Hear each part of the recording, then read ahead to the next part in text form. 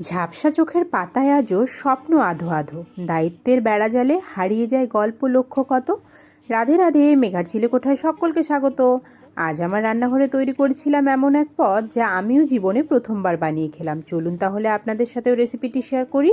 প্রথমে কুকারে কেটে ধুয়ে রাখা এঁচোড় আলু নুন হলুদ দিয়ে সেদ্ধ করে নেব।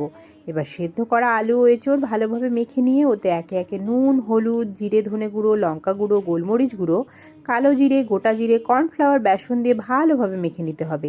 এবার ওই ব্যাটারটা থেকে মুইঠাগুলো একে একে তৈরি করে নেব।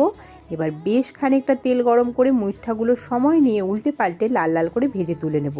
বাইরেটা হবে ক্রিস্পি এবং ভেতরটা নরম।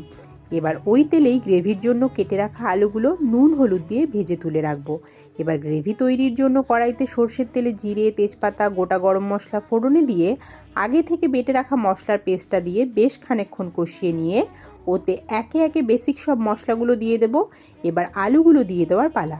কিছুক্ষণ ঢাকা দিয়ে আলুগুলো সেদ্ধ হয়ে গেলে মশলা থেকে তেল ছেড়ে এলে দিয়ে দেব ঝোলের জন্য পরিমাণ মতো গরম জল। এবার ভেজে রাখা মুইঠাগুলো দিয়ে ঝোল ভালোভাবে জাল হয়ে এলে সামান্য চিনি দুটো কাঁচা লঙ্কা ঘি গরম মশলা গুঁড়ো দিয়ে নামিয়ে নিলেই তৈরি হয়ে যাবে কখনো না ভোলার মতো পদ এঁচোড়ের মুইঠা, যা একবার বানালে বারবার বানাতে চাইবেন কথা দিলাম। আপনারা কি কখনো বানিয়েছেন এঁচোড়ের মুইঠা? কমেন্টে অবশ্যই জানাবেন। আর রেসিপিটি ভালো লাগলে পাশে থাকতে ভুলবেন না যেন। আজ তবে আসি, সকলেই ভালো থাকবেন, আপনজনাদের আগলে রাখবেন। রাধে রাধে।